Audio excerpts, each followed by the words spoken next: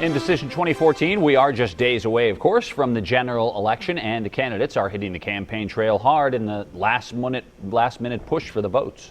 Absolutely. One of the biggest issues we've seen during this campaign is what some call the president's war on coal. Some candidates are taking that idea, they are running with it all in an attempt to convince voters they're the ones that can stop that war. News Channel 3's Dan Griffin joins us now. Dan, you've been checking the facts to see if the candidates are saying what they say really stands up against the statistics here. Yeah, no, a lot of statistics really that we look through. You've heard it on television, on the radio, even on YouTube. Candidates have been slamming each other in ads, saying they're not doing enough to stop the war on coal. But from what we found, the coal industry has been suffering decades and declines since the President Reagan was even in office. There's a war on coal. If you're watching the campaign ads, you hear about what his opponents call President Obama's war on coal. Wednesday, we spoke to House Speaker John Boehner in Canova. We asked him if it was fair to blame a declining coal industry on President Obama alone. The president himself declared this a war on coal.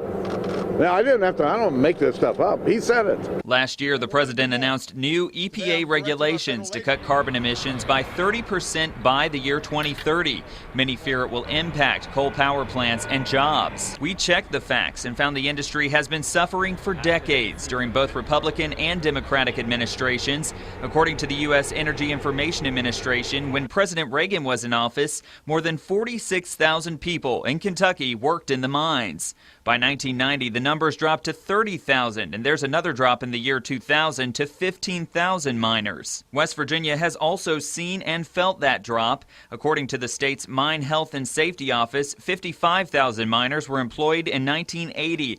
The number dropped to fewer than 15,000 miners by the year 2000, but grew somewhat by last year. Then yesterday, former President Bill Clinton campaigned for Kentucky Senate candidate Allison Lundergan Grimes. He said this: most of this coal job loss was because of mechanization, low sulfur Wyoming coal, cheap natural gas, which has been good for the country overall, but bad for parts of the country. The U.S. EIA says across the nation, less coal is being produced. Along with regulations, the EIA says more plants are switching to natural gas. The agency says the use of coal in plants has declined from 50% in 2007 to just 39% in 2013. Production numbers are falling in West Virginia and Kentucky. According to the EIA, Kentucky produced more than 159 million tons of coal in 1984. By 2007, it dropped to 115 million tons. This year, the Commonwealth is on pace to produce 78 million tons of coal. West Virginia also saw a drop. In 1984, the state produced 131 million tons of coal. It's on pace to hit 114 million tons this year.